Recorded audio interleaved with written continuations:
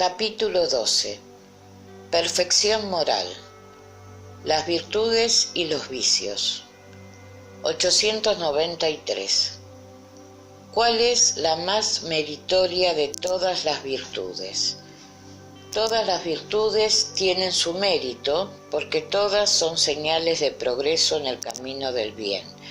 Hay virtud siempre que hay resistencia voluntaria a las solicitaciones de las malas inclinaciones, pero la sublimidad de la virtud consiste en el sacrificio voluntario del interés personal por el bien del prójimo. La virtud más meritoria está fundada en la caridad más desinteresada. 894. Hay personas que hacen el bien espontáneamente, sin que hayan de vencer ningún sentimiento contrario. ¿Tienen estos tanto mérito como los que han de luchar con su propia naturaleza y la vencen? Los que no tienen que luchar es porque en ellos se ha realizado ya el progreso. Han luchado en otro tiempo y han vencido, y de aquí que los buenos sentimientos no les cuesten ningún esfuerzo y les parezcan muy naturales sus acciones. El bien se ha convertido para ellos en hábito.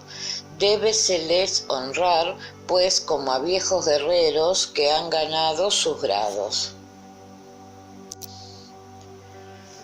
Como estáis lejos aún de la perfección, esos ejemplos os sorprenden por el contraste, y los admiráis tanto más cuanto más raros son, pero sabed que en los mundos más adelantados que el vuestro es regla general lo que es excepción en el vuestro.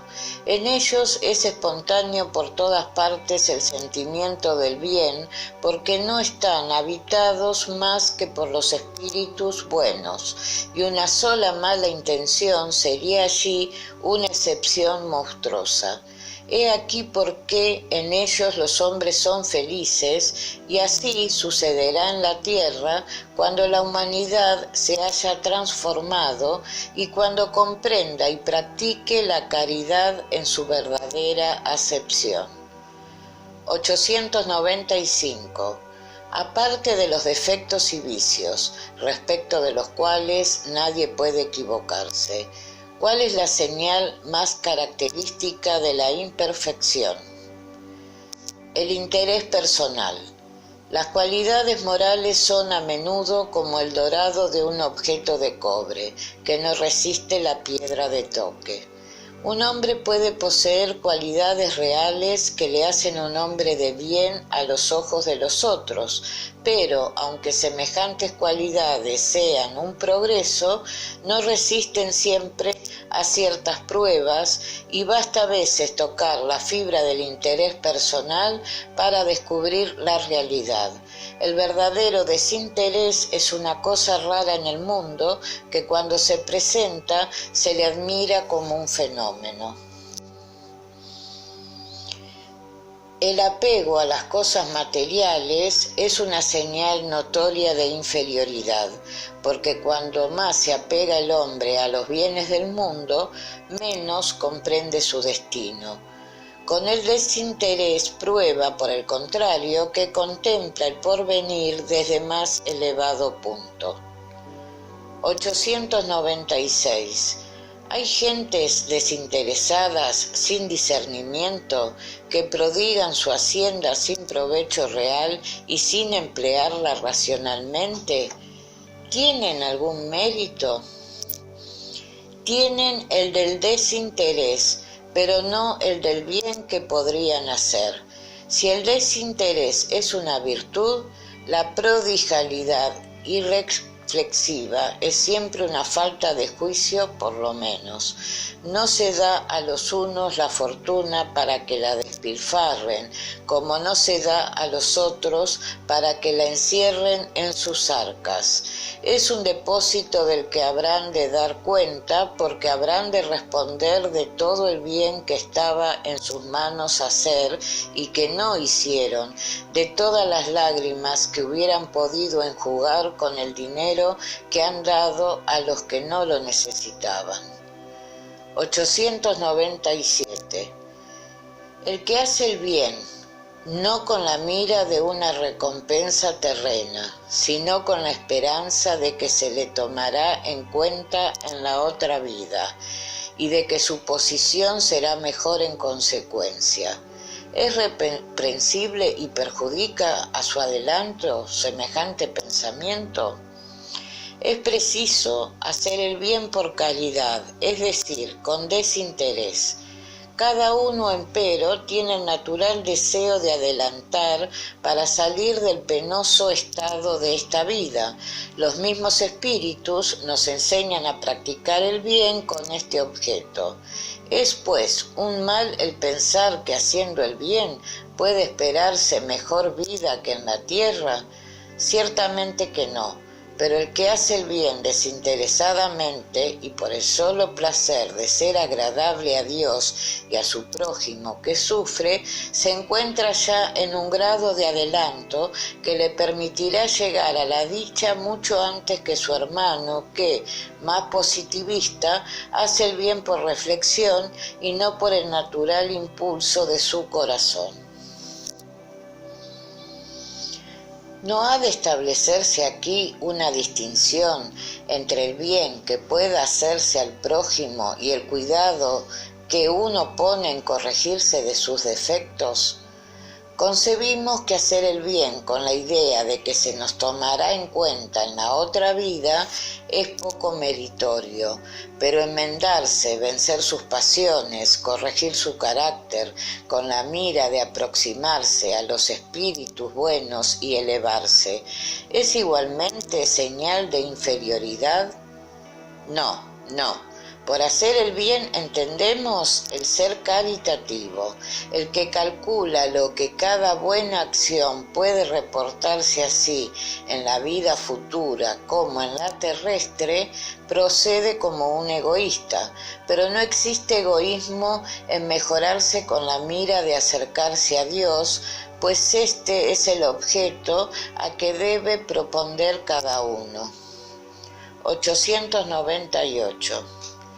Puesto que la vida corporal no es más que una permanencia temporal en la tierra y que nuestro principal cuidado ha de ser el porvenir, es útil esforzarse en adquirir conocimientos científicos que solo se relacionan con las cosas y necesidades materiales.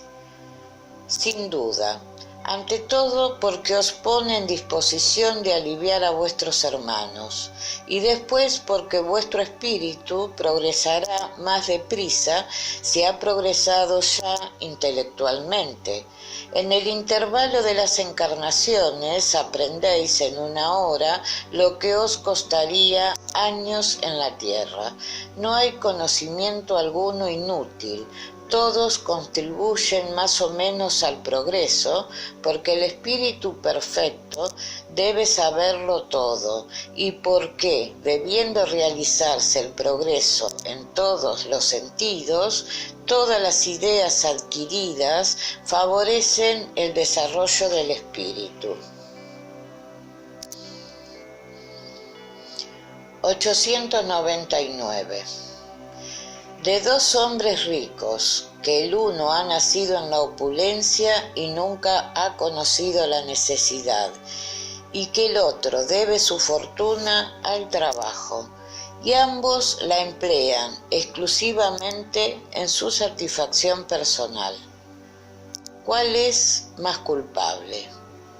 El que ha conocido el sufrimiento, sabe lo que es sufrir, conoce el dolor que no alivia, aunque con mucha frecuencia no se acuerde de ello.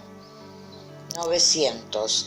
El que acumula sin cesar y sin hacer bien a nadie, ¿tiene excusa valedera en la idea de que amontona para legar más a sus herederos? Eso es un compromiso con la mala conciencia. 901. De dos avaros, el uno se priva de lo necesario y muere de hambre junto a su tesoro, y el segundo solo es avaro respecto de los otros. Es pródigo para sí mismo y mientras retrocede ante el más pequeño sacrificio para hacer un servicio o algo útil. Nada le cuesta satisfacer sus gustos y pasiones. Si se le pide un favor, siempre está en mala situación, pero siempre tiene lo suficiente para complacerse en sus caprichos. ¿Cuál de los dos es más culpable? ¿Y cuál tendrá peor lugar en el mundo de los espíritus? El que goza es más egoísta que avaro, el otro ha encontrado ya parte de su castigo. 902. ¿Es reprensible envidiar la riqueza cuando sucede por deseo de hacer bien? El sentimiento, cuando es puro, es laudable, no cabe duda, pero semejante deseo es siempre completamente desinteresado y no encuentra alguna pretensión personal. La primera persona a quien se desea hacer bien, ¿no es con frecuencia a sí mismo? 903. ¿Hay culpabilidad en estudiar los defectos de los otros? Si es para criticarlos y divulgarlos, hay mucha culpabilidad. ¿Por qué faltar a la caridad? Si es para sacar provecho del estudio y evitarlos en sí mismo, puede ser útil a veces, pero es preciso no olvidar que la indulgencia para con todos los defectos ajenos es una de las virtudes comprendidas en la caridad.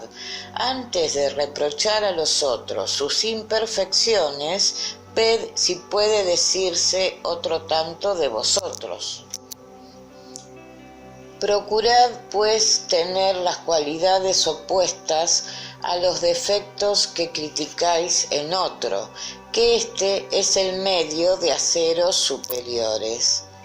Le censuráis la avaricia, sed generosos; el orgullo, sed humildes y modestos; la dureza, sed amables; la pequeñez en las acciones, sed grandes en todas las vuestras. En una palabra, haced de modo que no se os pueda aplicar esta frase de Jesús: ve la paja en el ojo ajeno y no la viga en el suyo. 904. ¿Hay culpabilidad en sondear los defectos de la sociedad y en descubrirlos? Depende del sentimiento que conduce a hacerlo. Si el escritor no tiene otra mira que producir escándalo, se procura un goce personal, presentando esos cuadros que antes sirven de malo que de buen ejemplo. El espíritu aprecia, pero no puede ser castigado por esa clase de placer que experimenta revelando el mal. ¿Cómo podrá juzgarse en caso semejante de la pureza de las intenciones y de la sinceridad del escritor? Eso no siempre es útil. Si escribe cosas buenas, aprovechaos de ellas, pues si él obra mal, esa es cuestión de conciencia que solo a él atañe. Por lo demás, si desea probar su sinceridad, tócale apoyar el precepto con el ejemplo propio. 905. Ciertos autores han publicado obras muy bellas y morales que favorecen el progreso de la humanidad, pero de las cuales se han aprovechado muy poco sus autores. ¿Se les toma en cuenta como espíritus el bien que han hecho en sus obras? La moral sin las acciones es la semilla sin trabajo. ¿De qué os sirve la semilla si no la hacéis fructificar para alimentaros? Esos hombres son los más culpables porque tenían inteligencia para comprender. No practicando las máximas que daban a los otros, han renunciado a recoger el fruto. 906. El que hace bien es censurable de conocerlo y confesárselo a sí mismo. puesto que puede tener conciencia del mal que hace, debe tener asimismo la del bien, a fin de saber si obra mal o bien. Pesando todas sus acciones en la balanza de la ley de Dios y sobre todo en la de la ley de justicia, de amor y de caridad, es como podrá decirse si son buenas o malas, aprobarlas o desaprobarlas. No puede pues ser reprensible porque conozca que ha triunfado de las malas tendencias y de estar satisfecho por ello, siempre que no se envanezca, pues entonces caería en otro escollo. De las pasiones. 907. Puesto que el principio de las pasiones está en la naturaleza, ¿es malo en sí mismo? No. La pasión consiste en el exceso unido a la voluntad, porque el principio ha sido dado al hombre para el bien, y ellas pueden conducirle a grandes cosas. El abuso que se hace de las pasiones es la que causa el mal. 908. ¿Cómo puede fijarse el límite donde cesan las pasiones de ser buenas o malas? Las pasiones son como un caballo que es útil cuando está gobernado, pero peligroso cuando es él el que gobierna. Reconoced, pues, que una pasión se hace perniciosa desde el momento en que cesáis de poderla gobernar, y origina un perjuicio cualquiera, ya a vosotros, ya a otro. Las pasiones son palancas que duplican las fuerzas del hombre y le ayudan a cumplir las miras de la providencia. Pero si en vez de dirigirlas el hombre se deja dirigir por ellas, cae en el exceso y la fuerza que en su mano podía hacer el bien se vuelve contra él y lo aplasta. Todas las pasiones tienen su principio en un sentimiento o necesidad natural. El principio de las pasiones no es, pues, un mal, puesto que se apoya en una de las condiciones providenciales de nuestra existencia. La propiamente dicha es la exageración de una necesidad o de un sentimiento. Reside en el exceso, no en la causa, y semejante exceso se convierte en mal cuando da como consecuencia un mal cualquiera. Toda pasión que aproxima al hombre a la naturaleza animal le aleja de la espiritual. Todo sentimiento que eleva al hombre por encima de la naturaleza animal revela el predominio del espíritu sobre la materia y la proximidad de la perfección. 909. ¿El hombre podría con sus esfuerzos vencer siempre sus malas pasiones? Sí, y a veces con pequeños esfuerzos. Lo que le falta es voluntad. ¡Ay, cuán pocos sois lo que hacéis esfuerzos! 910. ¿Puede hallar el hombre en los espíritus una asistencia eficaz para vencer las pasiones? Si lo pide sinceramente a Dios y a su buen genio, los espíritus buenos vendrán sin duda a ayudarle, porque esta es su misión. 911.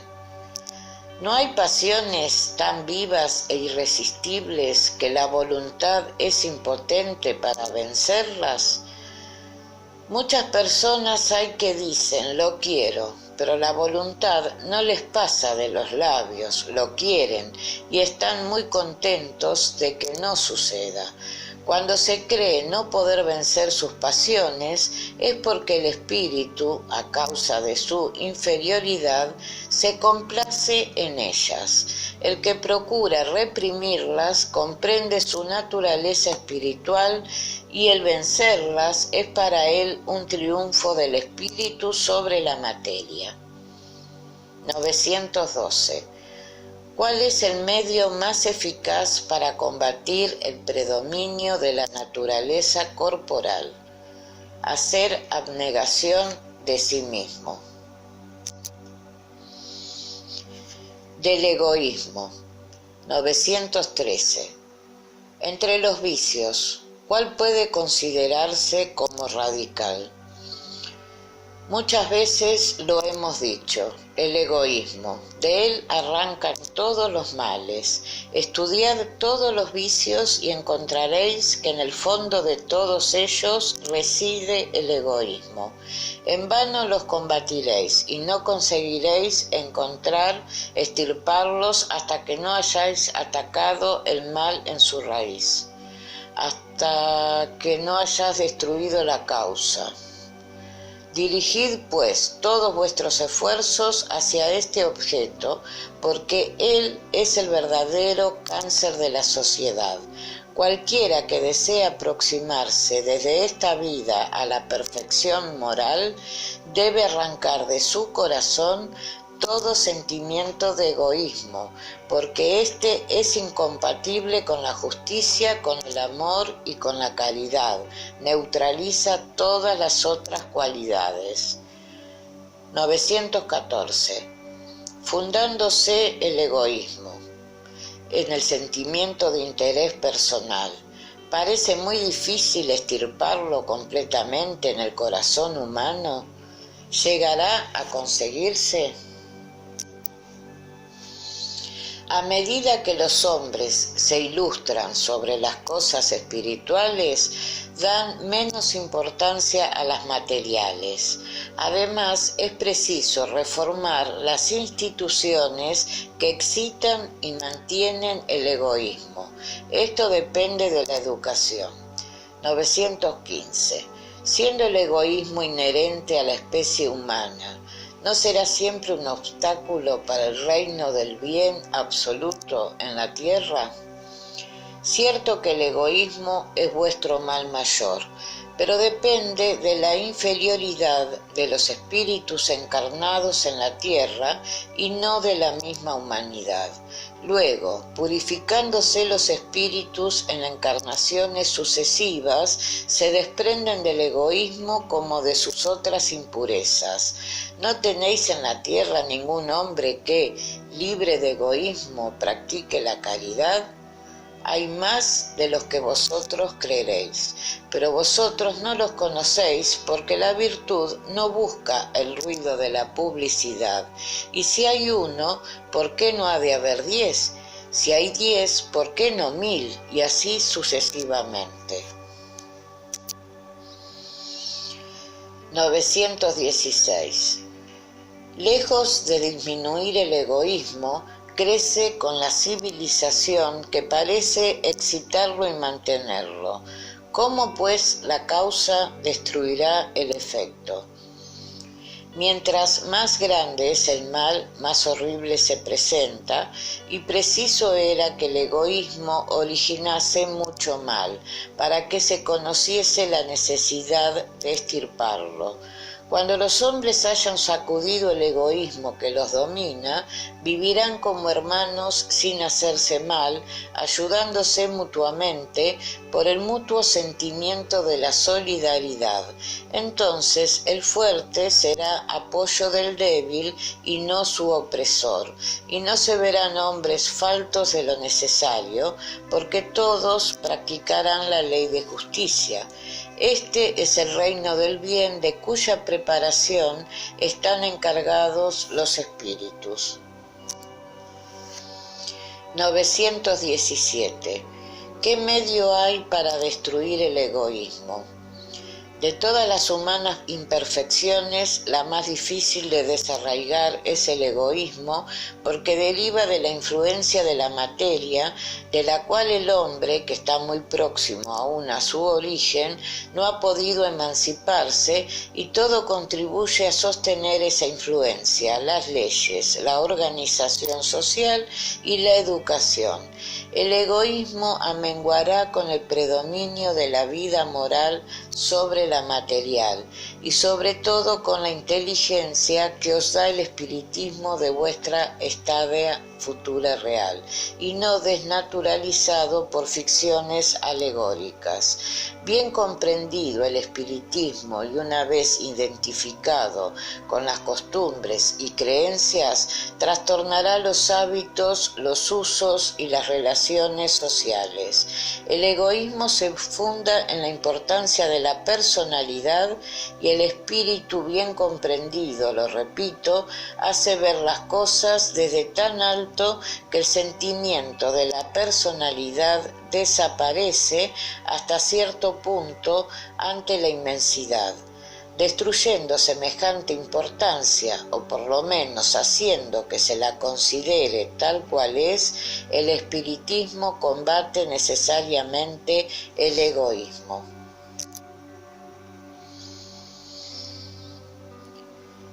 Lo que a menudo hace egoísta al hombre es el roce del egoísmo de los otros, porque siente la necesidad de estar a la defensiva.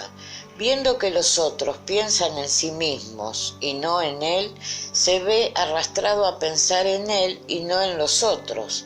Pero sea el principio de caridad y de fraternidad base de las instituciones sociales, de las relaciones legales de pueblo a pueblo y de hombre a hombre, y éste cuidará menos de su persona viendo que otros piensan en ella. Sentirá la influencia moralizadora del ejemplo y del contacto. En presencia de ese desbordamiento de egoísmo, necesitase una verdadera virtud para hacer abnegación de su personalidad en provecho de los otros, que a menudo nada lo agradecen. A los que poseen semejante virtud es a quienes está abierto el reino de los cielos, y a ellos, sobre todo, está reservada la dicha de los elegidos, porque en verdad os digo que el día de la justicia todo el que solo en sí mismo haya pensado será separado y sufrirá por su abandono. Fenelón. Indudablemente se hacen laudables esfuerzos para hacer que la humanidad progrese, se alientan, se estimulan, le honran los buenos sentimientos más que en época alguna, y sin embargo el gusano roedor del egoísmo es siempre el cáncer social. Es un mal real que brota por todo el mundo y del que todos somos más o menos víctimas. Preciso es, pues, combatirlo como se combate una enfermedad epidémica, y para ello es necesario proceder como los médicos, remontarnos al origen.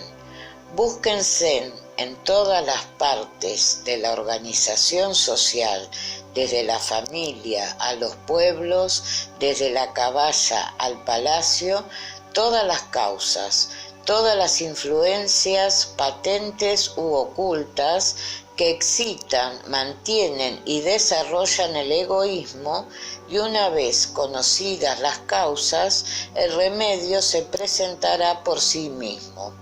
No se tratará más que de combatirlas, sino todas a la vez, parcialmente, a lo menos, y poco a poco se extirpará el veneno.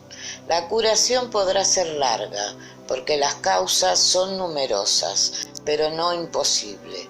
Por lo demás, no se conseguirá si no se corta la raíz del mal por medio de la educación, no de esa que propende a ser hombres instruidos, pero sí de la que tiende a ser hombres honrados.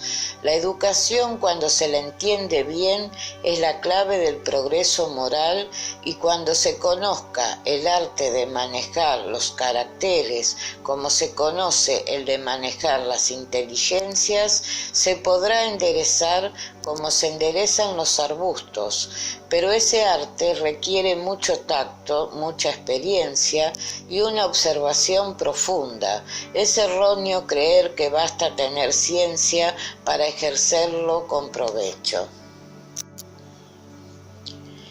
Cualquiera que desde el nacimiento sigue así al hijo del rico como al del pobre y observa todas las perniciosas influencias que operan en él a causa de la debilidad, de la incuria y de la ignorancia de los que le dirigen, y cuán a menudo son improductivos los medios que para moralizarse se emplean, no puede admirarse de hallar tantos defectos en el mundo.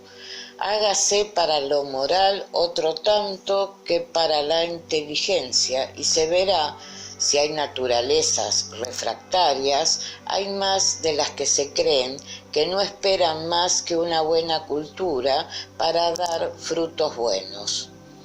El hombre quiere ser feliz y este sentimiento es natural. Por esta razón trabaja sin cesar por mejorar su posición en la tierra, busca las causas de sus males para remediarlas.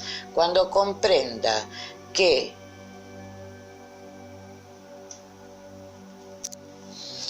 el egoísmo es una de ellas, la que engendra el orgullo, la ambición, la codicia, la envidia, el odio y los celos que le perjudican a cada instante, que perturba todas las relaciones sociales, provoca las disensiones y destruye la confianza, obliga a estar siempre a la defensiva contra su vecino, que hace, en fin, del amigo un enemigo. Comprenderá también entonces que ese vicio es incompatible con su propia felicidad y hasta añadimos con su propia seguridad. Mientras más sufra a consecuencia de él, más sentirá la necesidad de combatirlo, como combate la peste, los animales nocivos y demás calamidades. Será solicitado a ello por su propio interés. El egoísmo es el origen de todos los vicios, como la caridad es el de todas las virtudes. Destruir el uno y fomentar la otra, tal debe ser el objeto de todos los esfuerzos del hombre si quiere asegurar su dicha así en la tierra como en el porvenir. Caracteres del hombre de bien. 918. ¿Qué señales dan a conocer en un hombre el progreso real que ha de elevar su espíritu en la jerarquía espiritista? El espíritu prueba su elevación cuando todos los actos de su vida corporal son la práctica de la ley de Dios y cuando anticipadamente comprende la vida espiritual. El verdadero hombre de bien es el que practica la ley de justicia, de amor y de caridad en su mayor pureza. Si interroga su conciencia sobre los hechos realizados, se preguntará si no ha violado aquella ley, si no ha hecho mal, si ha hecho todo el bien que ha podido, si nadie ha tenido que quejarse de él y, en fin, si ha hecho a otro todo lo que hubiese querido que por él se hiciera. El hombre penetrado del sentimiento de caridad y de amor al prójimo hace el bien por el bien, sin esperar recompensas y sacrifica su interés a la justicia. Es bueno, humano y benévolo para con todo el mundo, porque en todos los hombres ve hermano, sin excepción de razas y creencias. Si Dios le ha dado poder y riqueza, ve en esas cosas un depósito que debe emplear para el bien y no se envanece de ello, porque sabe que Dios que se lo ha dado puede quitárselo. Si el orden social ha puesto hombres bajo su dependencia, los trata con bondad y benevolencia porque ante Dios son iguales suyos y emplea su poder para moralizar a aquellos y no para abrumarlos con su orgullo. Es indulgente con las ajenas debilidades, porque sabe que él mismo necesita indulgencias y recuerda estas palabras de Cristo: el que no tenga pecado, arrójele la primera piedra. No es vengativo, a ejemplo de Jesús, perdona las ofensas para no recordar más que los favores, porque sabe que se le perdonará como él haya perdonado. Respeta, en fin, en sus semejantes todos los derechos que dan las leyes de la naturaleza, como quiere que se le respeten a él. Conocimiento de sí mismo. 919. ¿Cuál es el medio práctico más eficaz para mejorarse en esta vida y resistir a la solicitación del mal? Un sabio de la antigüedad os lo dijo: conócete a ti mismo. Comprendemos toda la sabiduría de esta máxima, pero la dificultad consiste en conocerse a sí mismo. ¿Qué medio hay para conseguirlo? Haced lo que durante mi vida terrena, al terminar el día, interrogaba mi conciencia, pasaba revista lo que había hecho y me preguntaba si no había infringido algún deber, si nadie había tenido que quejarse de mí. Así fue como llegué a conocerme y a ver lo que en mí debía reformarse. Aquel que cada noche recordase todas sus acciones de durante el día y se preguntase el mal o el bien que ha hecho, suplicando a Dios y a su ángel guardián que le iluminasen, adquiriría una gran fuerza para perfeccionarse, porque creedlo, Dios le asistiría. Proponeos pues cuestiones y preguntaos lo que habéis hecho y el objeto con que, en circunstancia tal, habéis obrado, si habéis hecho algo que en otro hubiese censurado, si habéis ejecutado alguna acción que no os atrevieras a confesar. Preguntaos también lo siguiente: si a Dios le pudiese llamar en este momento, ¿tendría al entrar en el mundo de los espíritus, donde nada hay oculto, que temer la presencia de alguien? Examinad lo que hayáis podido hacer contra Dios, contra vuestro prójimo y contra vosotros mismos. En fin, las contestaciones serán reposo para vuestra conciencia o indicación de un mal que es preciso curar. El conocimiento de sí mismo es, pues, la clave del mejoramiento individual. Pero diréis, ¿cómo juzgarse uno a sí mismo? ¿No tenemos la ilusión del amor propio que amengua las faltas y las excusas? ¿El avaro se cree económico y previsor? ¿El orgulloso no cree tener más que dignidad? Esto es muy cierto, pero tenéis un medio de comprobación que no puede engañarlos. Cuando estéis indeciso acerca del valor de una de vuestras acciones, preguntad cómo la calificarías si fuese de otra persona. Si la censuráis en otro, ¿no podrá ser más legítima en vosotros? Pues no tiene Dios dos medidas para la justicia. Procurad también saber lo que piensan los otros y no olvidéis la opinión de vuestros enemigos, porque éstos no tienen interés en falsear la verdad y a menudo Dios los pone a vuestro lado como un espejo para advertiros con mayor franqueza que un amigo. Aquel pues que tenga la voluntad decidida de mejorarse, explore su conciencia a fin de arrancar de ella las malas inclinaciones, como de un jardín las plantas nocivas. Pase balance moral del día transcurrido, como lo pasa el comerciante de sus ganancias y pérdidas, y yo le aseguro que el uno le será más provechoso que el otro. Si puede decirse que ha sido buena su jornada, puede dormir tranquilo y esperar sin temor el despertar a otra vida. Haceos pues preguntas claras y terminantes, y no temáis el multiplicarlas, que bien puede emplearse algunos minutos para lograr una dicha eterna. ¿Acaso no trabajáis diariamente con la mira de recoger medios que os permitan descansar en la ancianidad? ¿No es semejante descanso objeto de todos vuestros deseos, objeto que os hace sufrir trabajos y privaciones momentáneas? Pues bien, ¿qué es ese descanso de algunos días interrumpido por las flaquezas del cuerpo en comparación del que espera al hombre de bien? ¿No vale esto la pena de hacer algunos esfuerzos? Ya sé que muchos dicen que el presente es positivo e incierto el porvenir, más precisamente esta es la idea que estamos encargados de desvanecer en vosotros, porque queremos hacer comprender aquel porvenir de tal modo que no deje duda alguna en vuestra alma.